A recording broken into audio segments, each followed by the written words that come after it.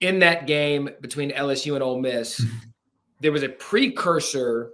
There was a lot of precursors to this game, but I'm going to go back 2 weeks ago, I think it was. They all start adding up once you get into this part of the season.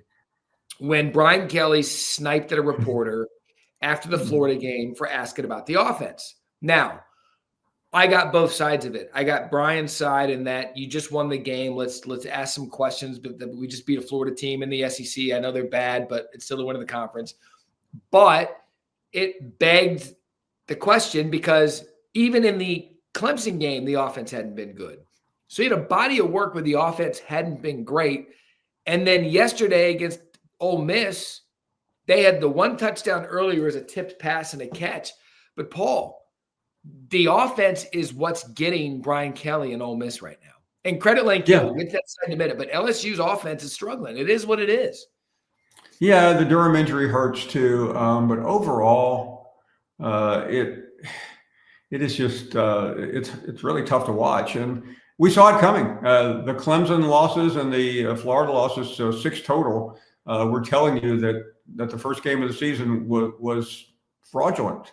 And it's the same offense. I mean, the defense was up against a powerful offense yesterday.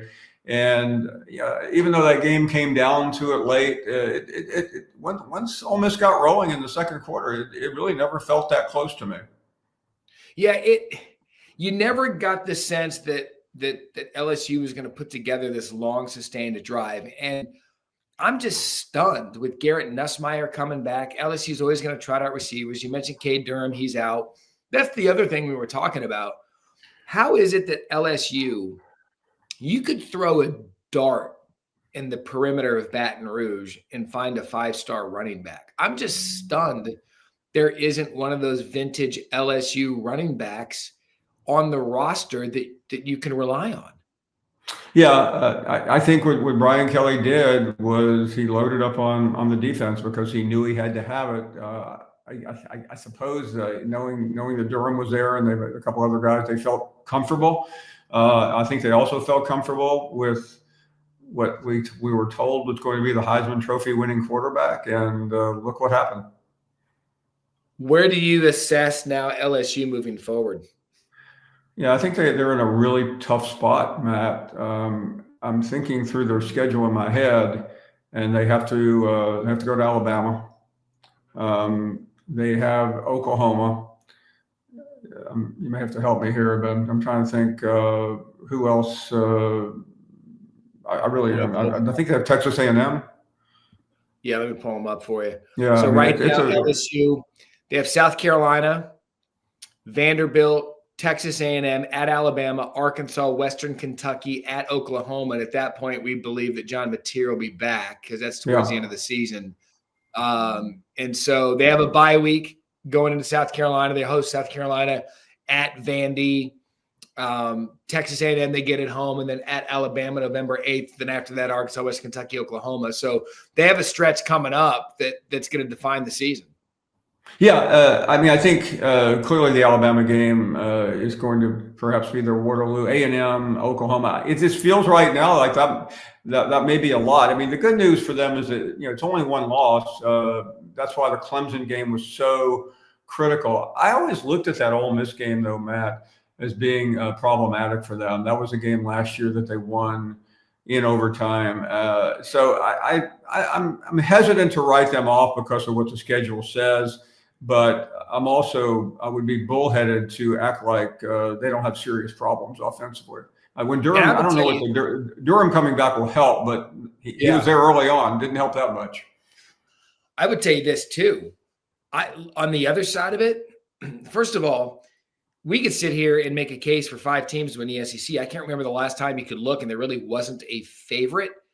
But Ole Miss has to be up there with them. Like Lane Kiffin has somehow, has somehow found this quarterback at a Ferris State who has taken the team, given it a dynamic. I don't know that they knew that they had. He should be the Heisman frontrunner right now. Like Ole Miss, with that defense, they're legitimate in this league. Yeah, no, and that was the one thing I really wasn't sure we would see. Of course, think back to the Ole Miss narrative. Austin Simmons was going to be such a great quarterback, and Chambliss has come in and just turned people upside down. But listen, Lane Kiffin never disappoints. This was a big week for him with the East 60, and he delivered. And beating Lane Kiffin in Oxford has become nearly impossible. Especially when you beat your daughter's boyfriend, like that's yes.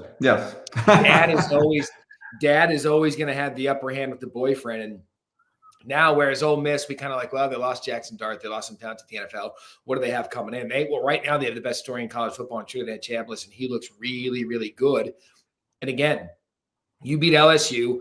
I want to pop up Ole Miss's schedule for a minute, because if you look at what they have coming and you start paving the way, like I thought Ole Miss was the most talented team in the SEC a year ago, and they did not make the playoff. And I thought that was a little bit disappointing based on what they have. But Paul, if you look at their schedule, they have a bye week. Then they go Washington State. Got that. Then they have 2 weeks where they go at Georgia, at Oklahoma. After that, Paul, South Carolina, the Citadel, Florida, Mississippi State. Yeah. They're in great shape. That's a schedule that you can path your way to some big things if everyone stays healthy. You want this, you got that. No way, watch them walk right past you. Run fast while you have the chance. Don't speak.